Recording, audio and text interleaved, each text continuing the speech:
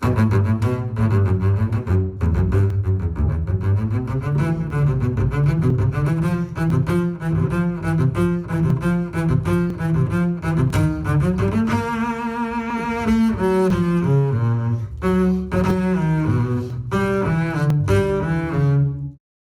everyone, I am back. It's actually been a little while. It may be actually the same timing in the release of videos, but I just went through a pretty busy stretch of time. But I am diving in. It's time for another Instagram video, and I kind of started this process so you can get a sense of what it's like for me to put these videos together, and how do I do it, and how do I come to a conclusion? So as a reminder, the way I generally do my Instagram videos, particularly before belted out basses, is just using the repertoire that the orchestra was playing that week. Then I always had like a steady kind of steady lineup of pieces of music to play. But there hasn't been much orchestra, and I can say much orchestra because we have had one day of services, which were great. We did have one service with the Philadelphia Orchestra, which was at the Mann Center for the Performing Arts, where we had one service in the morning for rehearsal and then an evening service where we gave a performance for future broadcast. So it was recorded, it looked beautiful, and y'all saw a video on that. And if you haven't, you can click out my other videos and check that out, where I think it's called First Day Back to Work. But I feel like it's my first day back to the bass in a little while. And in looking for a possible excerpt, I actually thought of a piece that I had not played in a while. I've only played once, but it comes with a little bit of a story. So I have to tell you a little bit of a story first. So this composer is a composer that is not, honestly, rarely played. And I don't know why that is. To me, he is a very kind of an undervalued composer in classical music. It is the composer Carl Nielsen. One of the reasons his music may not be played very often is because it's hard. Carl Nielsen's music is really hard. His symphonies are very difficult. I've played 3 of them, and all 3 are very difficult. He wrote 6, but they're great, I think, to me. They are great pieces of work, and really great bass licks. And I think licks, for the strings, it's actually really hard. As a matter of fact, one of the most unplayable double bass parts apparently is in the 5th Symphony of Carl Nielsen, which I've never had the good fortune of playing. But if any of you have played it, let us know what it was like, and if you survived, you can put that in the comments. But I have not had the good fortune of playing the 5th Symphony. But I played the 3rd Symphony, the 6th Symphony, and the 4th Symphony. I had the great fortune of subbing with some fantastic orchestras before I landed my job here in Philadelphia. And one of those orchestras was the Minnesota Orchestra. And this piece that I have on my stand is the very first piece I ever played with the Minnesota Orchestra when I went to sub as a student at the Curtis Institute of Music. It was a scary experience because I was playing a piece I didn't know, but I definitely worked my tail off and I knew the piece backwards and forwards before I got on the stage. And the music director must have decided that he wanted to do a string sectional since the music is very difficult. And he held a string sectional on, I believe it was the 6th Symphony. This is like, I think that's in the 6th Symphony. And it's kind of like a few things, and it's hard. It's very difficult and awkward because Nielsen just writes difficult music, and it's awkward. And I remember sitting on the stage. This wasn't my first time subbing, but I'm still a substitute player, so I'm always like on edge and trying to do a good job and all that fun stuff. And I will never forget, Osmos started with the violins, the first violins, the second violins, the violas, great, the cellos. And when he got to the cellos, the bass is like, oh, well, we play the same thing. It's like Mozart. Well, we have the same notes here, so we'll just join in. So we were like, we came in and played, and Maestro Vanska goes, just the cellos. Y'all, that fear that struck my heart in that moment was palpable. Of course, I had to keep my cool amongst the fantastic bass section of the Minnesota Orchestra, but I was terrified. And not only did he make the basses play it by ourselves, Maestro Vanska grabbed his score, walked through the cello section, and conducted the basses from the middle of the cello section right in front of us. It was terrifying. All the more reason to be prepared for anything, always. And I was prepared, and I did not embarrass myself, and all went well, and I was continued to be invited by the orchestra. But I haven't been out to Minnesota in a long time. Now it was just a really fond memories of my time there, including some of the coldest year I've ever experienced, but I'll talk about that later. So let's get to this Nielsen excerpt. The other way I know this piece is because it was an excerpt, and this is something Hal Robinson has historically done for any audition for the Philadelphia Orchestra. Hal normally likes to throw in a few curveballs to level the playing field, to be honest. He'll throw in something that people aren't used to playing just to make it so that people are learning something new. It's not like Beethoven 5 or Beethoven 9 or playing the same things over and over again, but something new that requires a little research and a little digging and all that fun stuff. Boy, was I happy to see the piece that they were experimenting with that year was Nielsen's Third Symphony, because I had actually played the piece. And that happens in the industry all the time, y'all. It actually does. So when you start a position in an orchestra, they expect you to know the music. So one of the questions people used to ask, particularly looking at lists when I was in college, was like, well, why are they asking all these things? You'll never have to play all this music. Well, in the Philadelphia Orchestra, in the summertime, we'll play 4 different programs 4 days in a row on one rehearsal, have 3 days off, and then do that all again. 4 different programs, 4 days in a row, 1 rehearsal each. We will rehearse Mahler's Symphony 1, and then we'll perform it that night. And then the next day might be Beethoven 7, and we'll perform it that night. And then the next day might be Rachmaninoff's Second Symphony, and we'll perform it the next night. It can be pretty grueling. So I know it's kind of hard to imagine when you're a younger player, but that's kind of the level of preparation. Orchestras are expecting all the musicians to show up because they are paying you to play your part and show up and do your job. So when an orchestra releases a list for an audition, there actually is a little bit of advantage that older players will have over a younger player, because they will likely have played more of the pieces that are on a list than a younger player. Like if you're coming right out of school, you can say it's not fair, but that's when you're behind the screen, then no one cares about like how old you are. They just want you to be able to play the notes. So actually, that's why learning when you're in school, learning vast amount of repertoire is really, really good, because then it can contextualize any of the excerpts that pop up that you may not have even played in orchestra, but at least you have awareness of the piece, which is so important in the audition preparation, knowing how the music goes. So in this case, when the Philadelphia Orchestra released their audition list, it actually included Nielsen 3, and I was like, I played that one. Experience. I got a substitute opportunity, and I got to play Nielsen Symphony. The reason I'm starting this YouTube channel, this is a behind-the-scenes look into how I actually prepare these. This is actually a warm-up for me, and that's how a lot of these Instagram videos go, is just me warming up on my instrument and just being acquainted with kind of something new every day.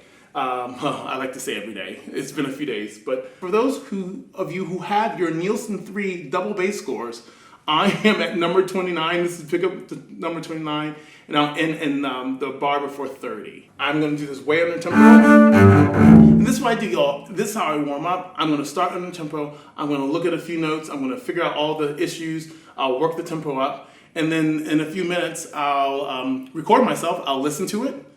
You'll probably see this with, for those of you just joining us as well, I did a Brahms video that showed my process in getting a Brahms excerpt ready as well. And then I'll do the rest of my practice, because I have a lot of music that I'm actually working on some solo projects. So that's what I'll do after this. But I like to keep practicing Norma, because normally Norma gets played all the time because she's in the orchestra, but there's no orchestra right now, or very reduced. And there was just a Philadelphia announcement that we are playing. So hopefully you'll be able to enjoy some of our concerts that we'll be doing virtually. So anyway, I'm putting my metronome on, because those of you who know me or follow me on Instagram know that I enjoy metronomes.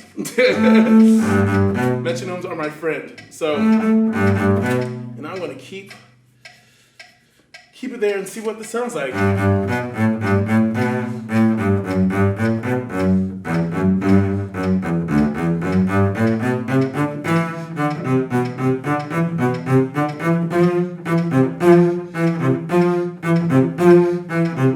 This is the real part. I'm not making this up. That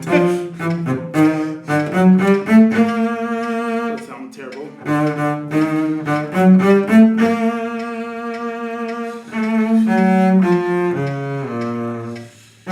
actually really hard to do this slowly. That bowing.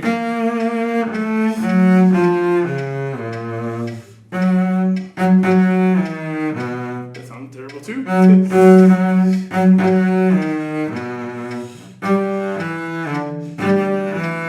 Oh, so that sounded really, really bad. So now I know what my issues are. I think I have all the right notes. You can't see my music, but I'm going over that one just to try to play in tune. A struggle for all of us. Two, there's a difference here. This is before 34 bars. It's got this this lick, just these three quarter notes, and then it's got this lick where it ends with a eighth note. Let's try that again. I just want to make a difference there. That's what I'm looking at. I know it sounds completely weird, and honestly, I've never practiced while talking to someone, which is you. Well, so this is actually a little awkward to work with me. I don't know if this will even make the cut, but I am learning as I go. So the issue is the end. It's these long bows.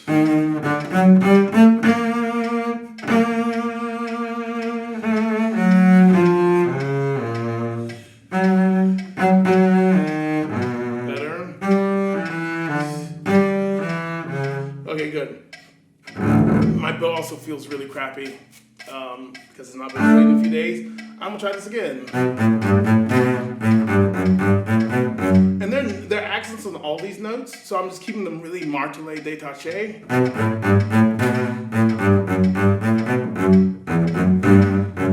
Good. So the other thing he does that's weird is he has accents on all the notes at the beginning, but then he puts a tenuto over the B natural. So it's accent.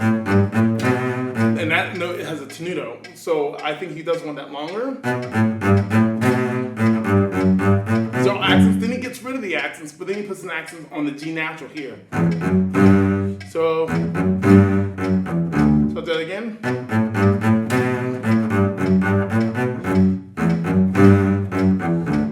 Another accent on this E, and then accent on the F naturals.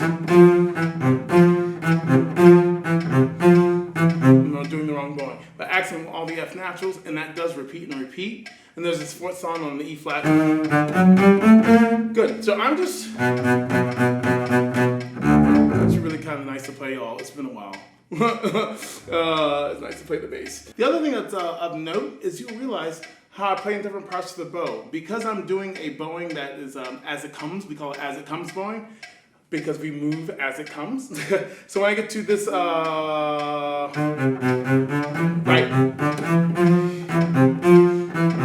This is a really powerful section. You would think I'd be right at the frog, but because of the nuances of the string crossings and the accents that I want to get, I know it's easier to get the accent of the frog, but the nuances of the string crossings are easier to do a little further out in the stick. So when it's up the tempo, I may not be quite this far out in the stick, but because of the string crossings, I will not be right at the frog. That I guarantee. You can watch that. I'll probably be somewhere at, maybe here when it's up the tempo, like lower middle part of the bow. I would say lower middle half, even though that technically makes no sense, but lower middle half of the bow. But you won't see me right here at the frog, because that's a really strange place for me to play something that nimble with that many string crossings. Take this up a little faster. Oh, this is 130.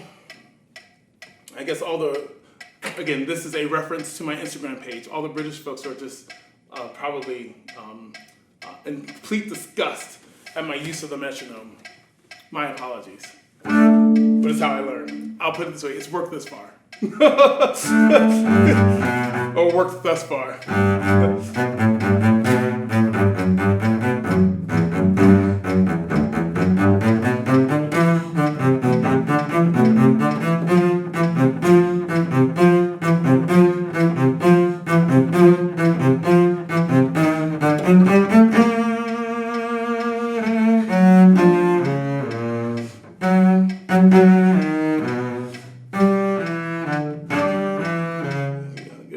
Accent on the harmonic. Come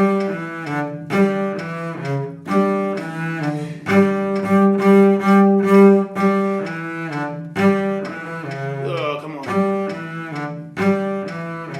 So I backed off a little bit. Sometimes it's easier when you just back off. And again, this is still under tempo, so it'll be a lot easier when it's fast.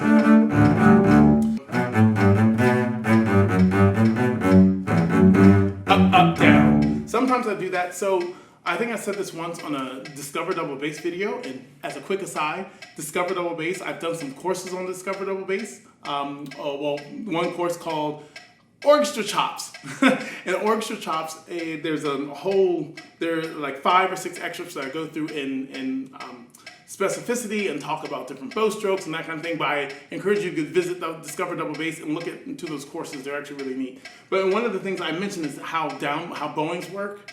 Generally, if you have something on like a 2, this is in 3. So something in 4, a down bow is likely going to be 1 and 3, and the up bow is going to be 2 and 4. These are general rules, y'all, and as you saw, like in my open strings, there are always exceptions. So in this case, I'm playing in 3/4, but there are 8th notes. So the down bow is generally going to be on the first part of the 8th note, and the up bow will be on the second part of the 8th note. So the 1 will be down, and the and will be on an up. So 1 and 2 and 1 and 2 and 1 and 2 and.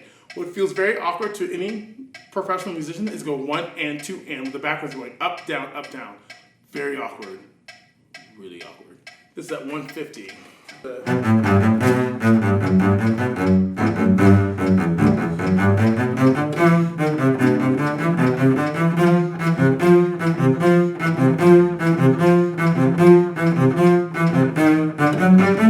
So what I was doing before, which is a stupid fingering, because I don't have all these things planned out, is I was going, and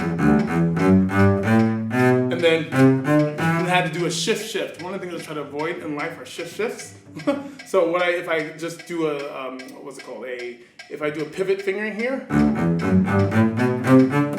then it can all be in just 2 positions with no shifts.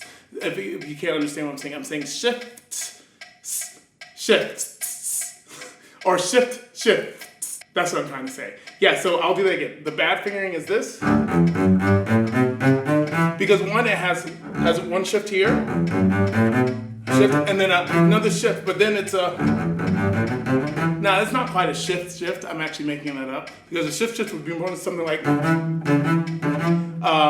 but I do play a C first and then shift again, but why have that extra shift in there at all when I could just pivot? I hope you know what a pivot is. If you don't, we can talk about that. Put it in the comments and maybe I'll address it in another video. But I would do a pivot instead. So instead of playing that C with first finger, like that, I go and actually pivot. And then I only play it in 2 positions. This makes it way easier on the brain, at least for me. Good, y'all. Dare I take it faster? Let's see. Let's try 170. Is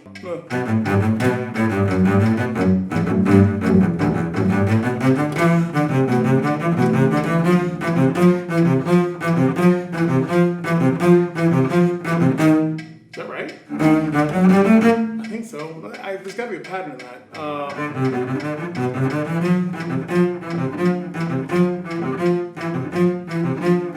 Yeah, that's weird. So sometimes when you have a funky pattern like that, the pattern is actually not congruous or the same as the rhythmic pattern, which is 3/4.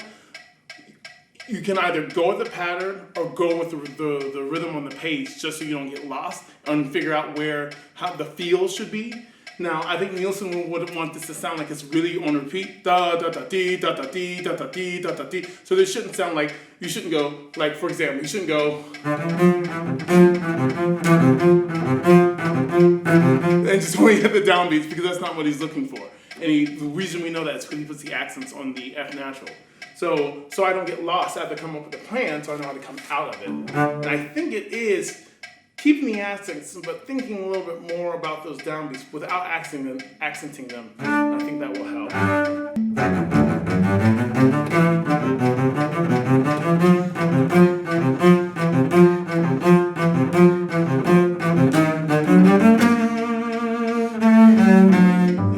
Yeah, that's good. That wasn't good, but I know what I wanted to accomplish was good. I did not play in 2.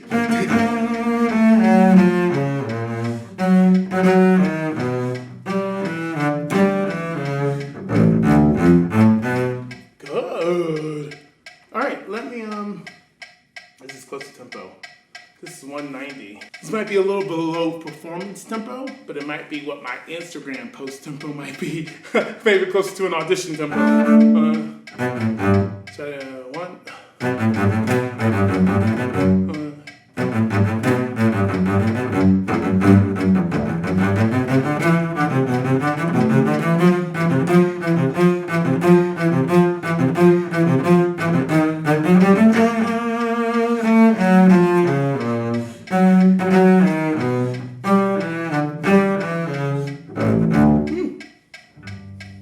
There might be some potential in there, you know, I don't know. Maybe if I keep practicing, one day I'll sound like something. Okay, let's try to get this. 1, 2, 3,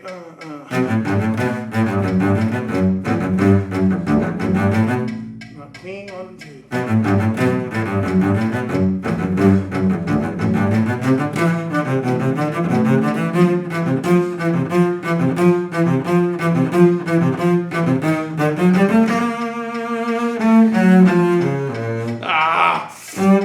I've been struggling with that. That fingering, I'm trying to figure this. It's that shift after them. Because it goes to this funky part of the neck that's always so annoying. And I could change the fingering. I could go. Ooh, that might work better. And then 4, and then 2. I think I have a new fingering.